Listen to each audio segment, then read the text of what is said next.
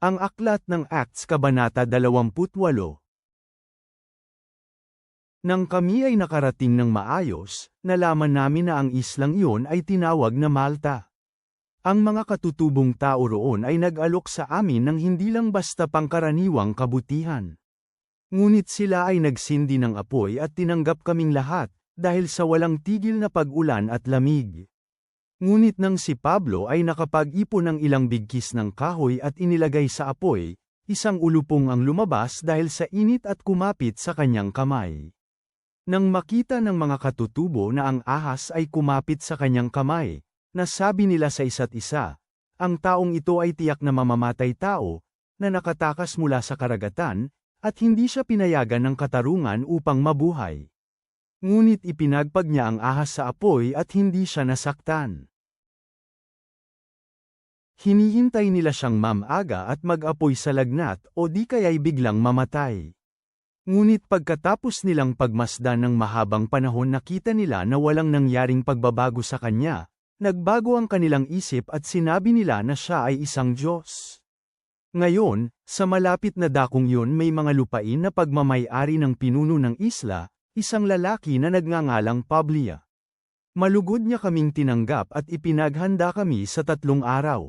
Nangyaring ang ama ni Publia ay nagkalagnat at nagkaroon ng disenterya. Nang si Pablo ay lumapit sa kanya, nanalangin siya, ipinatong niya ang kanyang mga kamay sa kanya, at pinagaling siya. Pagkatapos nitong mangyari, ang ilan sa mga taong nasa isla na may sakit ay lumalapit din, at sila ay gumaling. Pinarangalan din kami ng mga tao ng maraming karangalan. Nang kami ay naghahanda na sa pagliyag, binigyan nila kami ng aming mga pangangailangan. Pagkatapos ng 3 buwan, kami ay nagtakda ng paglalayag sa barkong Alexandria na taglamig sa isla, na ang kanilang sagisag ay ang kambal na mga lalaki. Nang kami ay dumaong sa lungsod ng Syracuse, kami ay nanirahan doon ng 3 araw. Mula doon kami ay naglayag at nakarating sa lungsod ng Regio.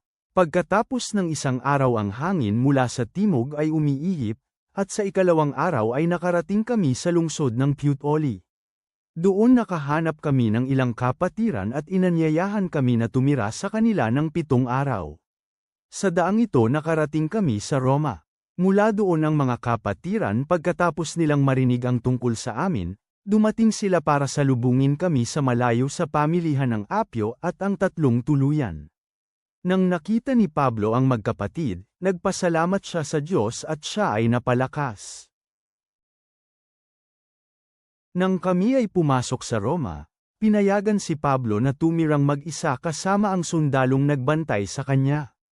At nangyari, pagkalipas ng 3 araw tinawag ni Pablo ang mga lalaking pinuno mula sa mga Hudyo.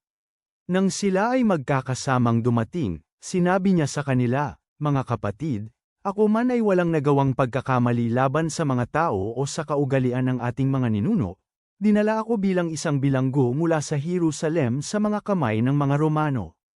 Pagkatapos nila akong tanungin, nais nila akong palayain sapagkat walang dahilan para ako'y hatulan ng parusa ng kamatayan. Ngunit nang ang mga Hudyo ay nagsalita labag sa kanilang nais, ako ay napilitang umapila kay Cesar. Gayunpaman kahit na hindi ako ang nagdadala ng anumang paratang laban sa aking bansa. Dahil sa aking kahilingan, pagkatapos nakiusap ako na makita kayo at makipag-usap sa inyo.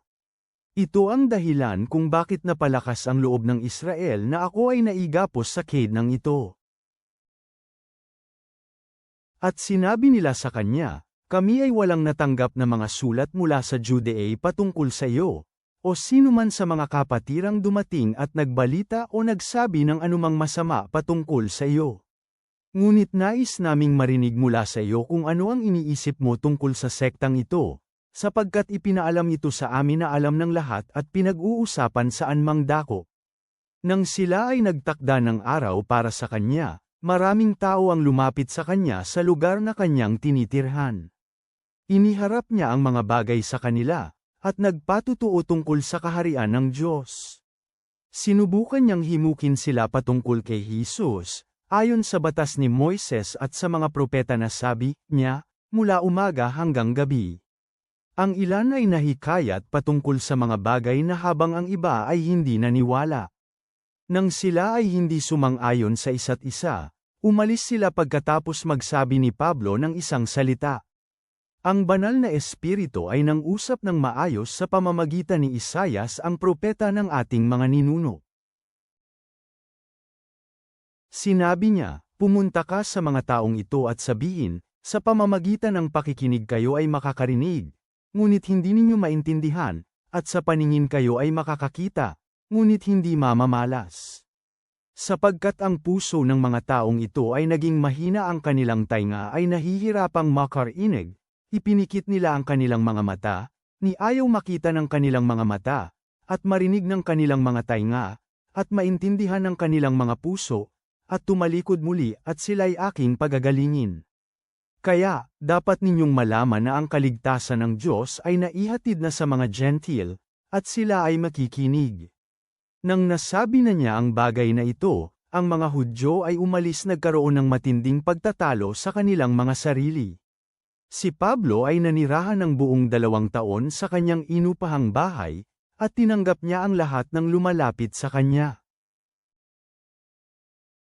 Ipinang-aral niya ang kaharian ng Diyos at itinuturo ang mga bagay patungkol sa Panginoong Jesu Kristo ng may katapangan.